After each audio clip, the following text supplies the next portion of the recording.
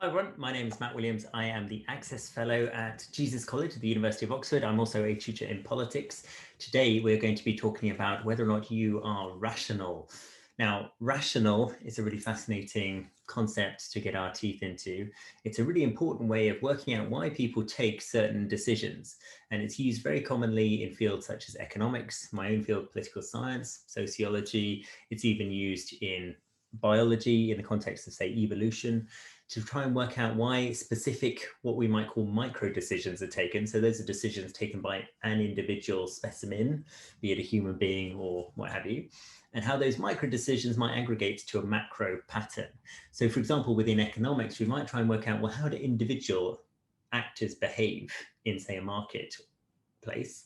And how do those micro decisions then aggregate to macroeconomic outputs, be they higher rates of employment, be they rising wages, be they higher inflation, or various other sort of problems that we can sometimes observe macroeconomically. So this notion of rationality is a foundational concept. And what we'll be talking about is getting into the weeds of what it even means to be rational, and some of the foundations of what is known as game theory, which is commonly used to try and assess the most rational strategies that individual actors may take under certain conditions. I will also explain some of the supposed and proposed weaknesses of rational choice theories and some of the alternatives that have been proposed. And then at the end, I'll get into how these questions can come up in an Oxford interview setting by going through a past question that's involved game theory, which is not an unusual way of testing your critical thinking and your logical capabilities. Okay, so to get into it, I'm going to share my screen. So bear with me, I'm going to wear my tinted glasses because I'm half blind. So I'm just going to share my screen now, and you should be able to see some slides, which I will now start presenting. Okay, so are you rational? What a provocative question. Right, so that's me, Dr. Matt Williams from the University of Oxford. Oh, look, I've gone for some really sort of gimmicky transitions there. Why not? So introduction to rational choice theory. Okay, so let's have a look at some of the assumptions. Well, before we even get into the assumptions, I think it's a good idea to just define some key terms. And that's always a good idea if you're in an interview setting or if you're writing an essay. It should just be clear that you and your audience are on the same page, as it were, when it comes to the definition of key terms. So what does it mean to be rational? That's a really complicated and interesting concept. And it's quite often bound up with another word, which is reasonable. So is rational and reasonable the same thing? Are they, in other words, synonyms? Well, arguably not. Reason is something that is more publicly or socially accessible. So in other words, you must give me a reason for your behavior is that you need to justify the way you've behaved to another person, and that other person needs to accept your reasons. So reasonableness is a communal understanding. So it's sometimes rooted in what we might call normativity or norms. Norms meaning what normally happens, or what is considered to be socially appropriate or even morally justifiable. So your reasoning can be grounded on all sorts of different bases, but ultimately you're trying to publicly communicate why you've taken one decision as opposed to any number of other decisions that you may have taken. You have to provide publicly accessible reasons. Rationality it can be, but it doesn't have to be socially oriented. It doesn't need to be publicly accessible. Okay, and if you think about it etymologically, that there might be a more instructive way of going through this. Etymology means the origins of the word, their literal meanings. And rational comes from the same root as ratio. So you may have come across this in mathematics, where rational numbers are those which can be described as a ratio of other numbers. Okay, so some numbers are irrational, like say pi, the way of working out the circumference and dimensions of a circle, because you can't represent the number pi as a ratio of two other whole numbers. It just can't be done. Okay, so it's an irrational number. It's not irrational in the sense that it's unreasonable. It just doesn't pertain to a ratio. Okay, and rational choices are similar insofar as that you will try and come up with a ratio of costs and benefits, and depending on that ratio will, in theory, determine your choices. And that calculus of cost and benefit doesn't have to be social, it can be individual. So your rationale, your reasons can be personal. It's all getting a bit confusing, but it should hopefully make a lot more sense as we go through it. Let me give a specific example. An axe-wielding serial killer is not a reasonable person. It would be basically impossible for that person to provide publicly accessible and appropriate reasons for their behavior. They might claim that they were instructed to kill people by voices in their head. They might say that they were justified on, say, some bizarre and distorted ideology or some sort of religious misinterpretation or something like that. Those are not reasons that would be publicly accessible. We do not accept that sort of behavior under any of those sorts of bases. So their behavior is demonstratively unreasonable. But it could still be rational for that individual because it could be the way that they determine the best ratio of costs and benefits given their own understanding of the world, given their own ideologies, given their own preferences. Okay, so please be careful. There are subtle but nonetheless important distinctions between what is rational and what is reasonable. And sometimes rational choice theory is confused with reasonable behavior. In other words, the presumption is that someone cannot be considered to be rational if their behavior would publicly be conceived of as unreasonable. Anyway, what are some of the grounding assumptions of rational choice theory? Well, first of all, that individuals, when they're making choices, have complete and transitive preferences. Okay, so a complete preference is something that is relatively fixed and stable. So, for example, that you prefer A to B. So, if you've got choices in front of you, you have a complete preference for A over B. Another assumption is that your preferences are transitive. So, if you've got more than two choices, say you've got choice between A, B, and C, if you prefer A to B and you prefer B to C, then you must transitively prefer A to C. Okay, so those are two of the most foundational and core assumptions of rational choice theory, is that you have basically a list of preferences. Some are at the top, some are closer to the bottom.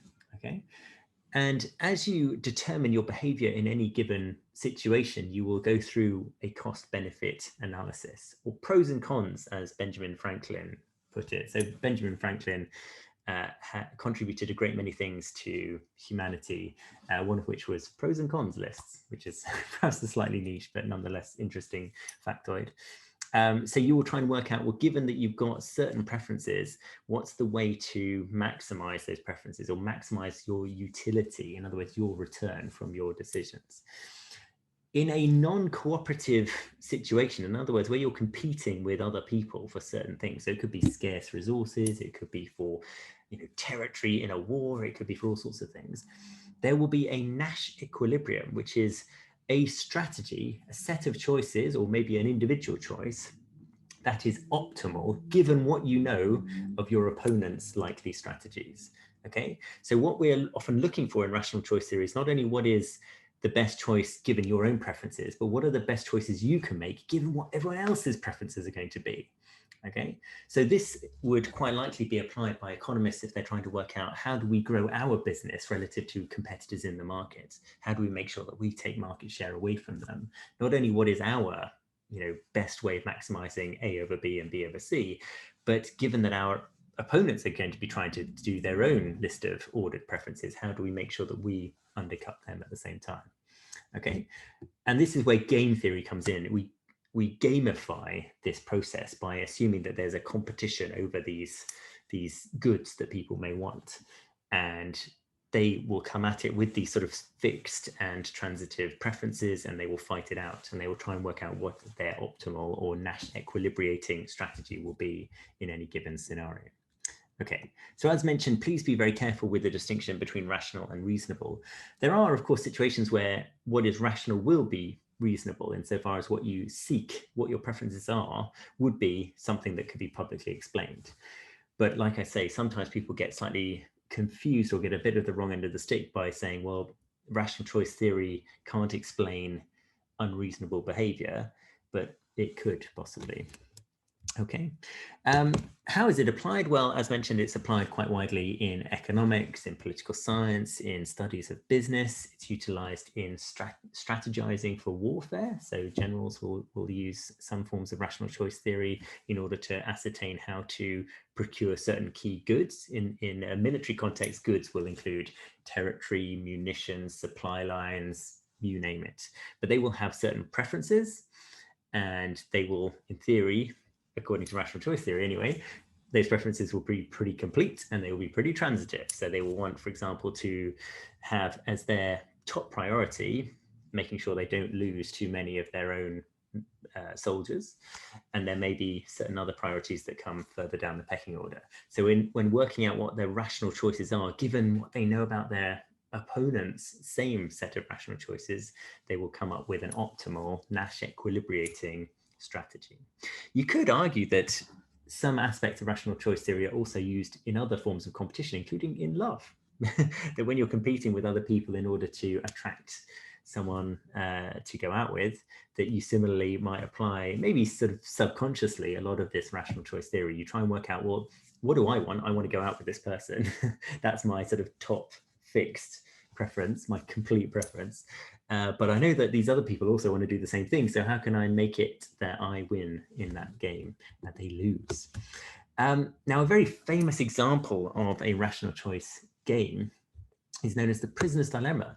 And we have an amazing man to thank for this called Albert W. Tucker, who came up with this. Now, versions of this game or this idea pre-existed Tucker, but he came up with some of the formal notation and he named it the prisoner's dilemma. My son is massively into The Lion King at the moment, so bear with me, but the characters in this particular prisoner's dilemma are going to be called Timon and Pumbaa. Okay, so the way it works is that imagine Timon and Pumbaa have somehow been caught for a pretty sort of minor crime. I don't know, they shoplifted or something. I'm not quite sure if this makes any sense given the context of The Lion King, but let's just say there are shops in the Pride Lands and somehow Timon and Pumbaa have been caught shoplifting. Anyway, they are also being interrogated for an even greater crime that the interrogators believe they have conspired to commit. So they've been working together on an even bigger crime. Let's say they not only did some shoplifting, but they also robbed a bank.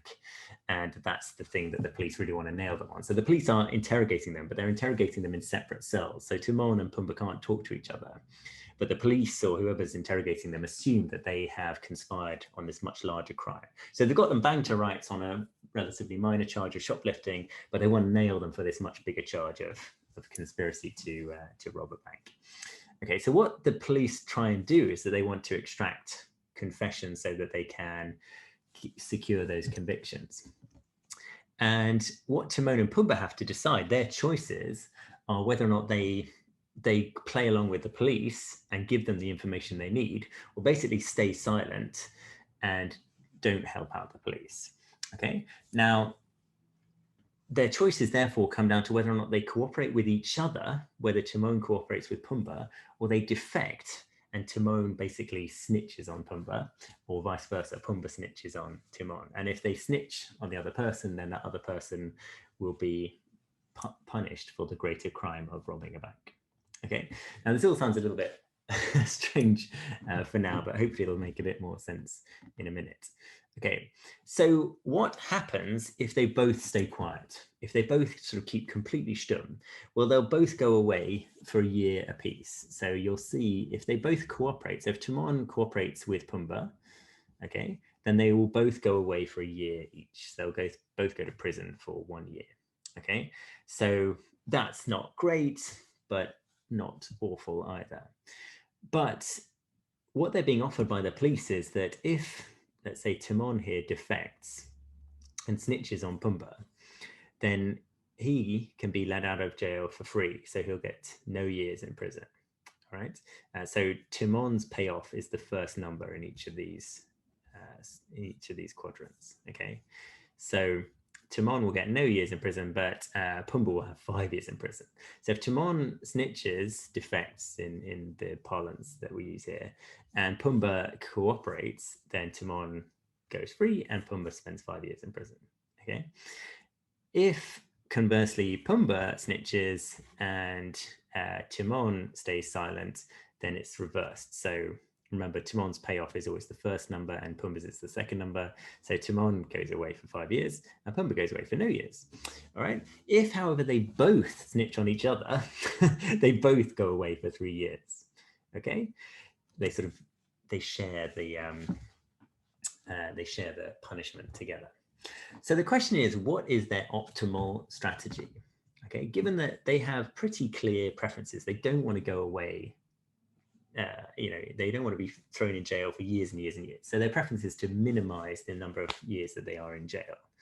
Okay, so that's a pretty complete preference. They also have quite clearly ordered preferences insofar as that each year in prison makes it even worse. So they want to try and minimize the number of years that they will be put away in prison as well. So what's their optimal strategy? Okay, now, if you think about this as a sort of socialized, reasonable human being, someone that has access to public reason, you might conclude that they should both stay quiet. They should not snitch on each other because, that just breaks the code or something else. But bear in mind that that's not quite how economists and others that use game theory would think about these things. They would just think about, well, what is the most optimal way of minimizing their likely punishment? So they're not really concerned with things like norms, morals, customs, anything like that. They're just thinking about how can you get the lowest possible amount of time in jail. Okay, so if we think about it in those logical terms, let's consider it from Timon's perspective. In the first situation, he's got to think, well, what happens if Pumbaa stays quiet? What's my best strategy? Well, if Pumbaa stays quiet, my best strategy is to snitch, because it's a choice between 1 year in prison or 0 years in prison. And given that 1 is bigger than 0, Timon ought to snitch if Pumbaa stays quiet. The next thing that Timon needs to think about, well, what happens if Pumbaa snitches on me? Well, if Pumbaa snitches on me, then I should snitch on him too, because otherwise I'll get 5 years in prison as opposed to 3 years. And given that 5 is bigger than 3, that's my best strategy. So for Timon, regardless of what Pumbaa decides, his best strategy is to snitch. Okay, and of course it's the same rational set of choices that will be going through the minds of Pumbaa. So Pumbaa's got to think, right, well, what happens if Timon stays silent and doesn't snitch on me? Well, if I stay silent as well, I'll get 1 year in prison, but if I snitch on him, I'll get no years, so I'll snitch. And similarly, what if Timon is about to snitch on me?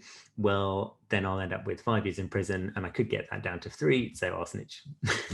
Okay, so basically, both Timon and Pumbaa, according to rational choice theory, are best advised to snitch on each other. That is their optimal Nash equilibrium. Now, by the way, a Nash equilibrium is named after John Nash, who was the subject of the film A Beautiful Mind. And he was a graduate student of Albert Tucker. And he came up with this notion of there being an optimal strategy. And in the case of both Timon and Pumbaa, the optimal strategy is to snitch. So the problem with the prisoner's dilemma is actually that it's not really a dilemma at all. They are best advised to dob each other in. Because that will lead to the best payoff, given that their preferences for not spending too much time in jail. Now, there are various ways that that basic prisoner's dilemma game can change, and therefore you can change some of the outcomes. So, for example, you can repeat the number of times that the game is played, and that's called iteration. So an iterated prisoner's dilemma is played multiple times. Now, the advantage, well, not the advantage, but the change that you will make if you iterate the game is that you can learn from past decisions, in theory. So Timon and Pumbaa might realize, well, last time we both snitched on each other and we both ended up with 3 years in prison. So maybe we should adopt a different strategy this time in order to get that down to 1 year in prison each if we both cooperate. So basically, by iterating the process, you develop a learning capacity and memory. You can also, in theory, punish the other person if they take a decision that threatens your interests. So iterating the game massively changes the likely payoff matrix. The payoff matrix being those 4 quadrants with the different payoffs for Timon and Pumbaa. They will change if that game is repeated over and over and over again. And that kind of makes intuitive sense, right? So let me give you a real world example. Donald Trump adopted an America First policy. And that was, in effect, him defecting from global cooperation. So on matters such as climate change or security matters with regards to Iran or China, it was an America First strategy. So we will defect from international measures. And that was actually, you could argue, quite a rational choice given the preferences that America has in terms of utilizing fossil fuels or its security interests in the Middle East or in China. So it was quite a rational thing to do, but only really rational if you consider that it was a one-shot game. In other words, it's just one and done. But actually, of course, international politics is iterated. Other countries will remember what America did then. And so the next time that they come, that America wants cooperation from the rest of the world, it'll be harder to obtain because America defected that last time. So international relations adopts a little bit of this rational choice theory when you think about it in those terms. Donald Trump chose to defect from international cooperation in his America First approach, which you could argue was the equilibrating decision to make, but is less equilibrating when you think that actually international politics doesn't just begin and end on one day. It continues and other countries will remember your behavior and could punish you. So it's an iterated game. Okay, other variations on the game would include information, of course, and communication. The prisoners might have access to each other's thinking. Now, one of the assumptions of the prisoner's dilemma is that the two prisoners are separated, they can't talk to each other, they cannot communicate, so they cannot know what each other is thinking. And therefore, they will have to make assumptions as to what the other person's best strategy is given their preferences. And their best strategy, as mentioned in the previous slide, was to defect, to snitch. But if they can communicate, then they can make plans. They can say, oh, well, look, if you snitch and I cooperate, then you get no years in jail and I get 5 years. But if we both snitch, we end up with 3 years apiece. So why don't we just both cooperate and we'll get 1 year each? So you can completely change the game if they're able to communicate.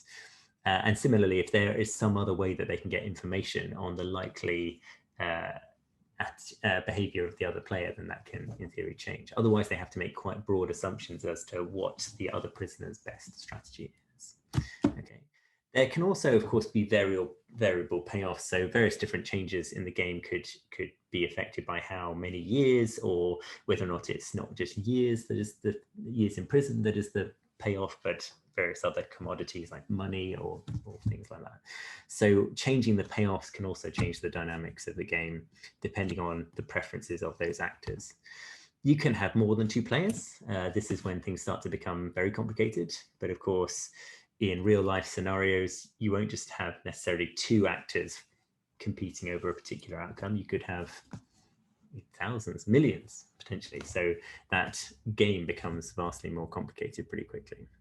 And that relates to another game theory, which is called the tragedy of the commons, which tries to work out how common resources can sometimes be quickly depleted. The way the tragedy of the commons is described is that imagine there's common land. So common land is land that anyone can use. And in this used to be quite common in parts of England, that there'd be areas of the country that would be marked out as common land. There's quite a lot of them in London, for example. You may have heard of Clapham Common, for example, very large common land. And historically, people could use that common land for grazing cattle or for growing vegetables or for doing pretty much whatever they liked. It was a common resource. The tragedy of the commons is that if it's a common resource and there's no infrastructure to regulate how it's used, then everyone will use it to a maximal extent until it's depleted. So if you've got something like Clapham Common and anyone can use it and they all decide that they want to use it to graze cattle, they will graze their cattle on it until it's basically a barren wasteland because the cattle have destroyed it. And there's no incentive for them to do otherwise. You know, it would be foolish for an individual to wear a hair shirt and not take full advantage of this common resource because no one else will do that. So you don't want to be the idiot that doesn't maximally exploit that resource because no one else is going to. That's not the rational choice. If your preferences are for grazing cattle and everyone else's preferences are for grazing cattle, then you are all going to graze that common land until it's basically useless. And this has various sort of implications when we think about, say, exploiting natural resources, such as fossil fuels. You know, it can sometimes be difficult to understand why people constantly deplete crucial resources But then it's also worth thinking about, well, why wouldn't they? Why would they stop if they are taking advantage of a resource that gives them power and influence relative to other players in the game? They would be almost foolish not to do that. And again, that can help understand some of the behavior of politicians when they say decide to exploit new rich resources, even if that threatens various long-term goals such as mitigating the effects of climate change. The rational choice at that particular time, if that politician wants to win the next election, or if that politician wants to gain lots of favor with private companies that can donate large sums of money or give them jobs or whatever, is to deplete that resource. And you don't want to be the sucker that doesn't deplete the resource. It's a slightly sort of, I don't know, almost depressing conclusion that there's almost no point in being cooperative. But there are, of course, ways in which people can be encouraged to cooperate, or indeed, of course, their preferences may be to be cooperative. So we should bear in mind that someone's fixed, complete, and transitive preferences for A, B, and C could be that they want to get along with everyone else. So just bear that in mind. Anyway, how do we get from a rational choice of an individual to a social choice? So how do we go from the micro to the macro? Well, this raises all sorts of other interesting problems, because of course, it could be that some individual actors have quite clear, complete, and transitive preferences. But when you try and aggregate those out to a much bigger set of individuals, it becomes a big old mess. And one interesting contribution came from a man called Kenneth Arrow, who had this notion of the impossibility theorem. So this time we've got Timon, Pumbaa, and Simba, and they've each got 3 preferences, and their preferences are the same, but they're not ordered in the same way. So they both have preferences for A, B, and C, but they are differentially ordered. So Timon wants A over B over C. So Timon would most like A and least like C.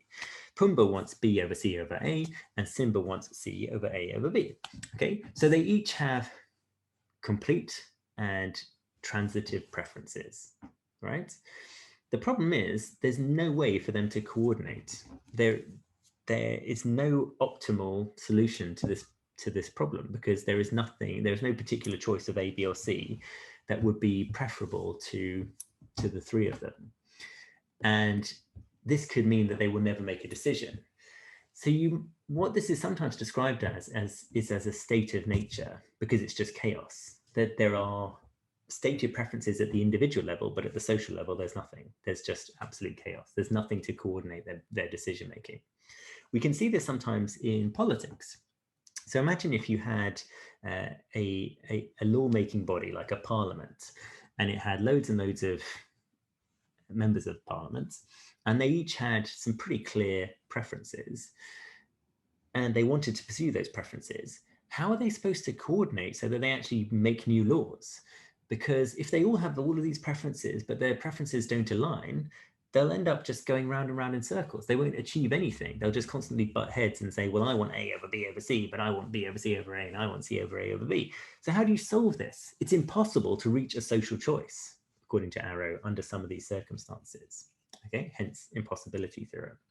Well, one way to do it is to create little dictators, sort of mini authoritarian autocrats. And that's how parliaments and other legislatures do it. What they do is that they give people various forms of power. They can, for example, give them the power to set an agenda. And by setting an agenda, they can determine certain things that are just completely off the table. We're not even going to consider this because I hate it. I hate it so much, I'm not even going to discuss it, and you can't discuss it either. And so actually parliaments are not full of people with equal status. They are quite rigidly hierarchical. And there are lots of mini dictators in a parliament, even though it's a democratic legislature. If you think about it, parliaments, congresses, etc., will have chair people of committees, for example. Committees are often hugely powerful because the committees determine what pieces of legislation will be discussed on the floor of the parliament or the Congress. So the committee chair has an extraordinary amount of power to set the agenda, and they can basically say, well, certain things I hate are just off the table. We're not even going to discuss them. So imagine this scenario. So Timon, Pumbaa, and Simba have been bickering all day about whether or not they go for A, B, or C. But Timon has decided to take upon himself a bit of dictatorial power. So he's going to set the agenda. So he says, well, I hate C. So C is just off the table. We're not even going to discuss it. It's my least preferred option. Okay, so now that we know that C is off the table, well, Pumbaa can't choose C and Simba can't choose C either. And now we do have something that is preferred to the grouping, which is option A, because Timon wants it most of all, and Simba has it now as his most preferred outcome. And so given that there are two people with A as their most preferred outcome, A is the outcome. And that is how you prevent this state of nature where no one can get their way and you can't achieve any social choices. But it's an interesting sort of irony that in contexts such as a democratic legislature, you need some little dictators in order to stop democracy working at its fullest, because democracy just literally couldn't work at its fullest. I mean, it's difficult to get your head around that, but imagine if you gave all people in the parliament equal power to represent their communities, they would probably get nothing done. This was something that was found by the founding fathers of the American Republic, because the founding fathers detested political parties because they thought it created factions and divisions in their new republic. So they didn't really want political parties. But parties emerged very quickly because parties are a magnificently efficient device for organizing people's preferences.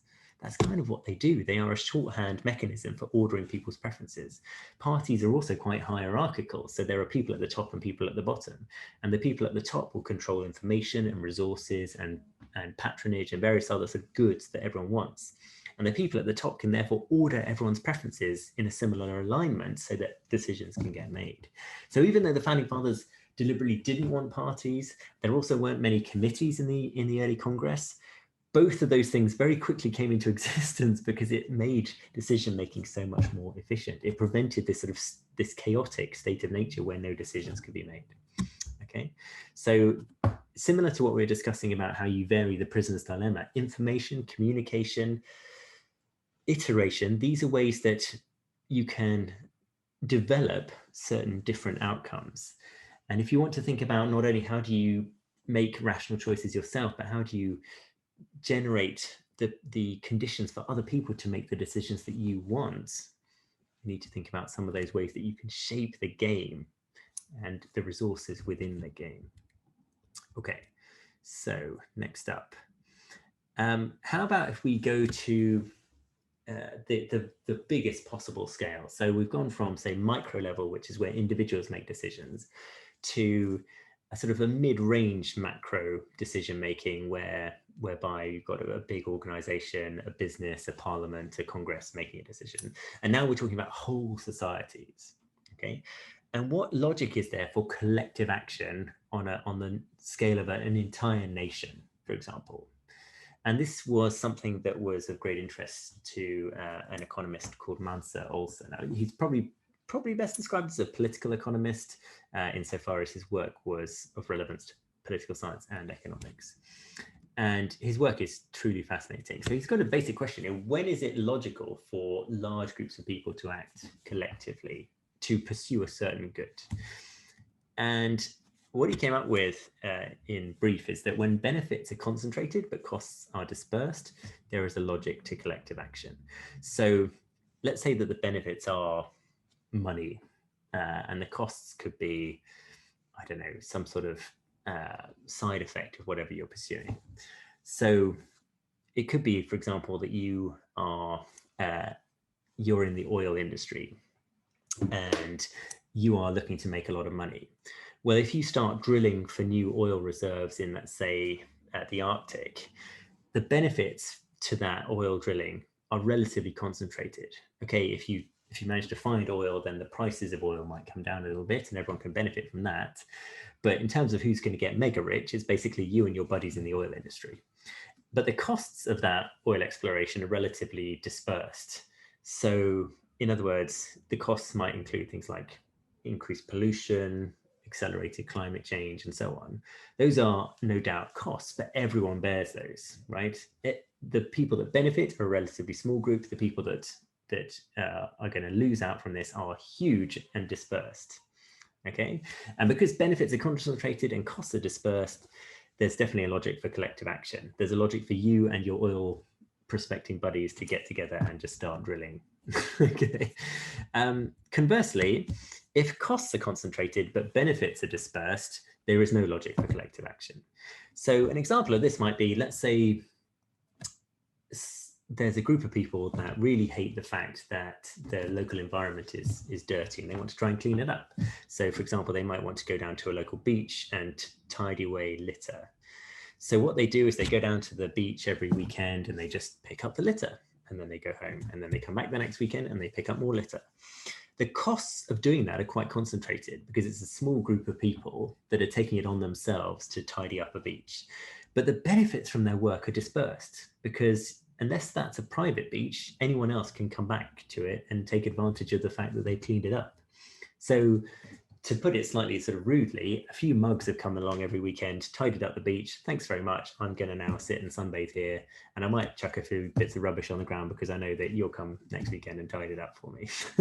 Now, again, this is sort of morally reprehensible behavior, but it's still, when you think about it in the mindset of just raw logic and the costs versus the benefits, why would you bother cleaning up a beach if you can't stop people using that beach? It doesn't make sense. And Mansur Olson raised this notion of the free rider problem. I mean, it didn't sort of come up with it necessarily, but that sense that you can't stop people riding for free off your hard labors.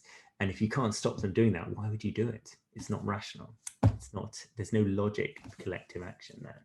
Now, of course, we see plenty of examples where people nonetheless, regardless of that cost-benefit analysis or that supposed logic, will still do these things. They will still take upon themselves the concentrated costs of difficult labor, even if the benefits are widely distributed. So we can see plenty of examples where this theory doesn't play out in reality, but it does nonetheless help us understand various different contexts and various implications. So for example, health insurance. So in the United States of America, for a long time, there was a big battle over how to provide healthcare. And the health insurance industry was keen to maintain a private setup because they made lots of money from that. They didn't want a publicly funded healthcare system such as you have in many European countries, because that would be a critical competitor to their business model. So the health insurance industry were incentivized to act together in order to maintain their concentrated benefits of making lots of money from people. But there were lots of people that were losing out from this situation because they didn't have health insurance, or they had suboptimal care because they couldn't afford it. And those people numbered in the millions and millions and millions. You know, at some point there were tens of millions of Americans that were uninsured. So it begs the question, how was it that a relatively small number of health insurance executives could somehow defeat the wishes of tens of millions of American citizens? You know, surely just by weight of numbers, the uninsured Americans should have easily smashed that tiny group of people. And yet, that small group of people had a much clearer logic of collective action. They had concentrated benefits from the status quo, from maintaining the health insurance industry and private healthcare. But the costs of their behavior were widely dispersed. Even though there were tens of millions of people, those people shared only a tiny bit each of the bigger problem. Obviously, on an individual level, it must have been, for many of them, absolutely awful and difficult. But it was very difficult for those tens of millions of people to have a logic of collective action to work together, because those few people that would try and work against the health insurance industry and to try and promote public health insurance or public health care would have to bear those costs in a concentrated way, and the benefits of their labor would be dispersed. So that, in short, there was a logic of collective action for the health insurance executives, but there was not for the uninsured populace. Okay. Hence, even though in numerical terms, there was a vast outweighing from one side to the other, there was a logic of collective action on one side, but not for the other side. And again, as already mentioned, there are implications for climate change. Why is it that we sometimes struggle to obtain collective commitment to climate change mitigation, such as, say, recycling or cleaning up the environment, or taking various decisions that might cost us a little bit that could potentially benefit humanity for generations to come. Well, on an individual basis, what may be going through people's minds is, well, I don't really want to. I want to have this gas guzzling car. I want to, just live my life unencumbered without having to worry about future as yet unborn generations. And besides, loads of other mugs are already doing it. So I'll just free ride on their hard labors. Now, as I say, it's not something that I necessarily think, but this is what a logic of rational and collective action might suggest is the best way of realizing your preferences. Okay, so we must of course be careful because there are some fairly clear criticisms of rational choice theory. The first being is that Homo economicus does not behave like Homo sapiens. Now, Homo economicus is the sort of economical human, so a human being that is completely logical, completely rational, only thinks about maximizing utility, has these sort of complete and transitive preferences, and always wants to seek A over B and B over C and all the rest of it. But that's not really how human beings actually make decisions. I mean, for a start, do you in fact have complete and transitive preferences? A lot of the time, speaking personally, I'm highly ambivalent about what I want. So I don't necessarily know that I want A over B and B over C. Sometimes I think, well, I haven't had C for a while. Maybe I should have C or B. B's all right. I mean, do I really want A over B? I mean, sometimes it'll be obvious, if it's sort of years in jail and A is the fewest years in jail and C is the most, then of course it's a bit more clear cut. But in many sort of scenarios, I just don't know what I want. So this notion that I can maximize my utility might not make a huge amount of sense. And for something like climate change, I am sort of massively conflicted. On the one hand, as with many other people, I like flying to see other countries and to broaden my mind, but I know the impact that has on the climate. And so I'm sort of, I'm torn. And I don't just want to free ride on other people. I want to feel as if I'm part of a bigger communal venture, even if that's not rational or logical or whatever, I still do it. And I'm sure I'm not alone in that. So a lot of our decision making isn't just prefigured by these sorts of rational strategies and cost benefit analyses. A lot of the ways that we make decisions are ingrained by norms and socialization, and that we're actually, as a species, quite cooperative. And so this sort of sense that we are engaging in games and we're trying to sort of defeat our opponents in the game is all nice and well in a theoretical context, but in the real world, does it really ring true? Not necessarily. I mean, there's a particularly sort of tragic example of this, which is a man called George R. Price. Now, he was a population geneticist, so he was working on evolutionary biology and a number of other things. He came up with an equation that described how different sort of genes begin to win out in the battle, if you like, the battle for genes. So, evolutionary biologists, similar to economists, imagine that there is a bit of a competition between different genes in order to be the survivor of the to win the sort of Darwinian game, to be the survivor and to be the fittest. And this is sometimes described as the selfish gene. And so one of the implications of the selfish gene is that you shouldn't be altruistic to people that are outside of your genetic group, because in sort of evolutionary biology terms, it doesn't make any sense. Why, for example, would I help someone out who's not from my genetic pool? Because that's not helping me propagate my genes. So that would be completely against my sort of biological compulsion to just serve my selfish genes.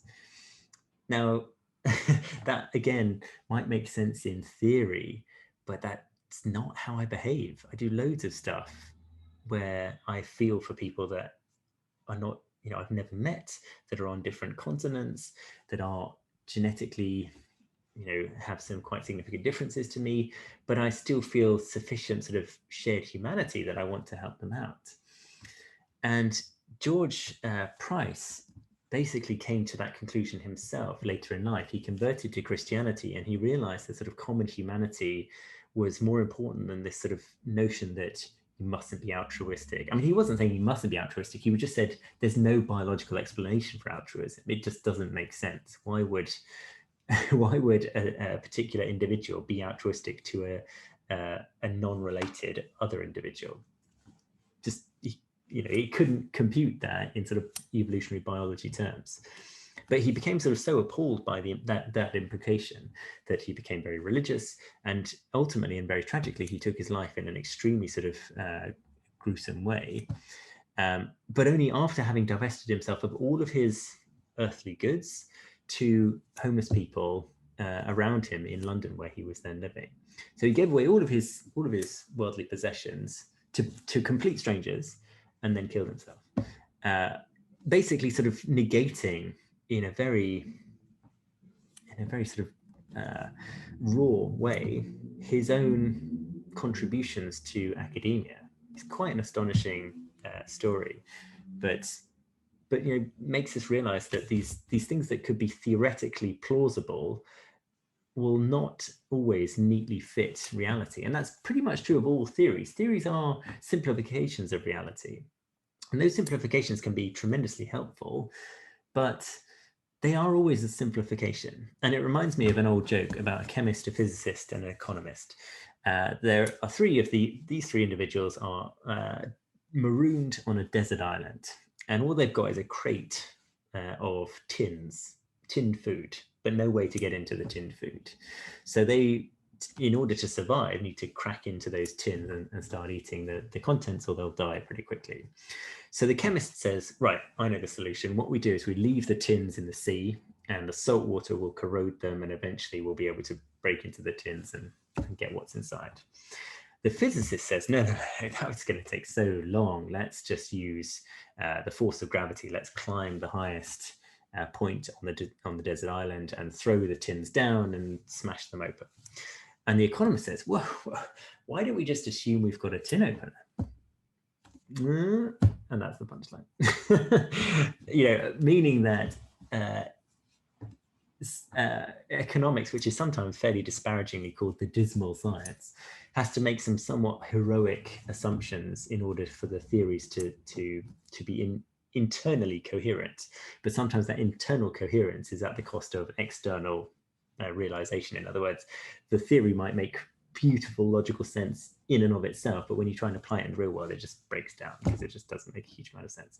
I should note that economics is not these days a dismal science. It's a fantastically interesting and vibrant discipline, and well worth considering. But as with any discipline in academia, literally any, you have to come at it with a critical eye. You can't just sort of passively imbibe all of its teachings without any sort of sense of, what? Really? Does that make perfect sense? But you also need to accept that no theory is perfect. And I mean no theory. We are a fundamentally ignorant species. There is so much about the world and the universe that we have no answer to whatsoever. And so our theories are just a sort of stunted, simplified little stories we tell ourselves to make some sense of this incredibly bamboozling and complex reality that we found ourselves in. So if a theory doesn't perfectly map onto reality, that's because it is a theory. Theories definitionally are not perfect. So if you're seeking a perfect theory, then you're never going to find it. It's also worth noting, of course, that the cutting edge of economics is taking much sort of greater consideration of human psychology. There are developments in behavioral economics, which is interested in integrating psychological research. So this notion of sort of people having complete and transitive preferences is much more open to challenge. So, for example, there's the notion of thinking fast and slow from Daniel Kahneman.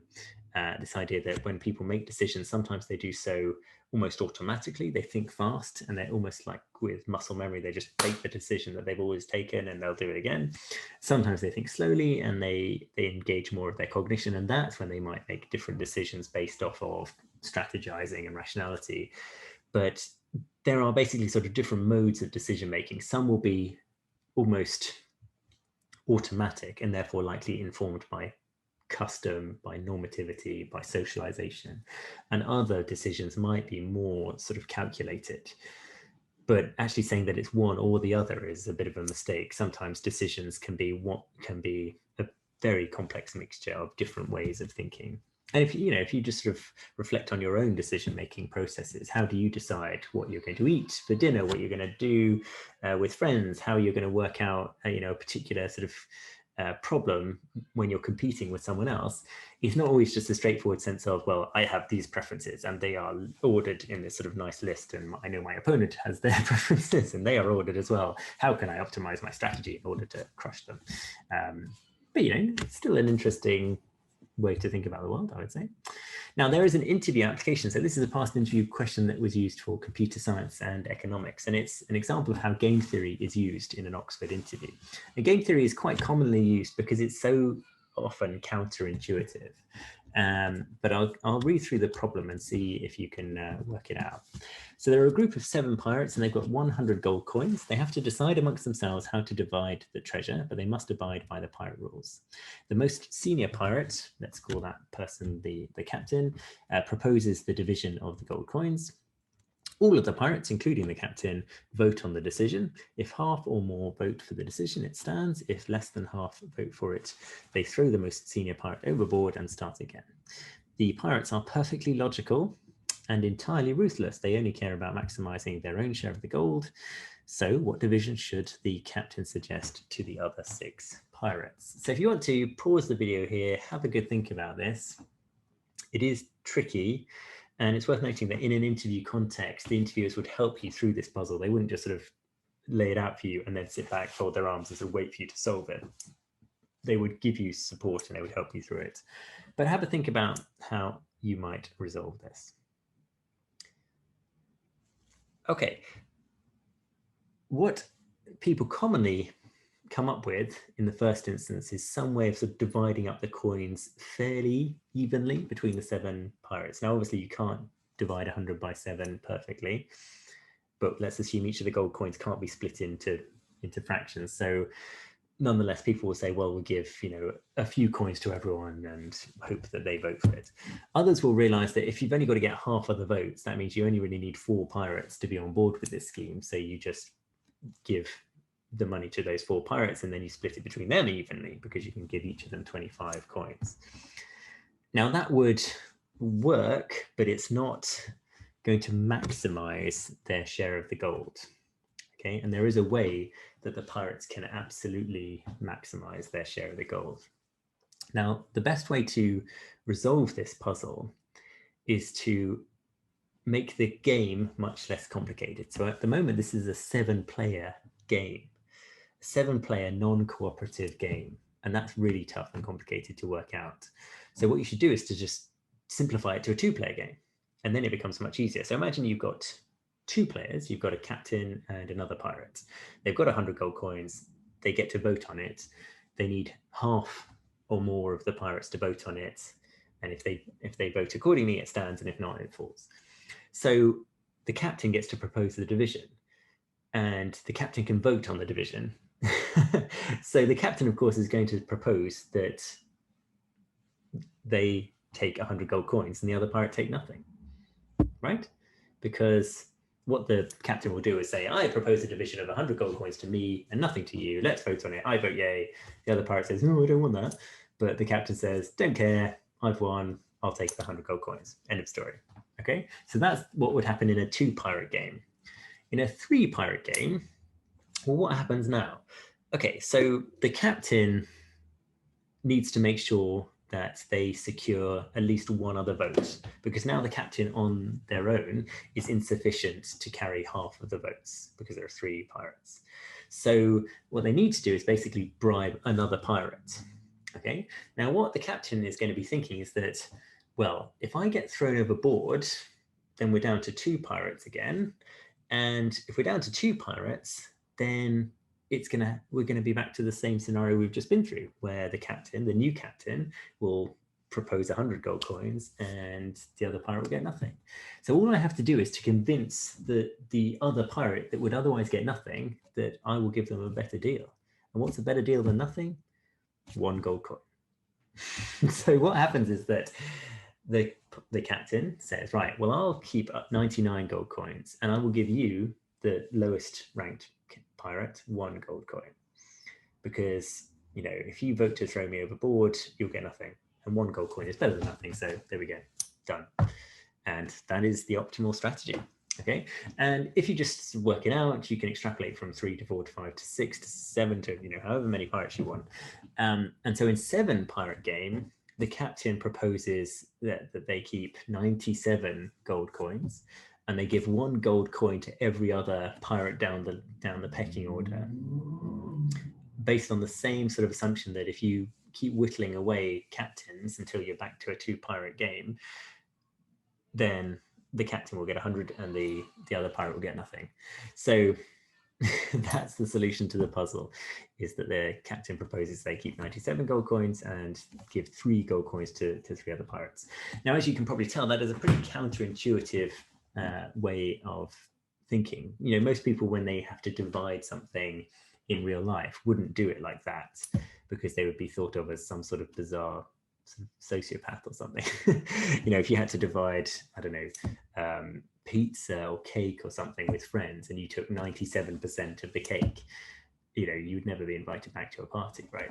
So this is why these sorts of puzzles are used, because they do completely counter intuition. But as you go through it logically, you can start to see how it kind of makes sense. And it is a rational application of those pirates' preferences. It's not reasonable. It would be very difficult to provide publicly justifiable reasons for this sort of division of the booty, but it is rational. So hopefully that makes sense.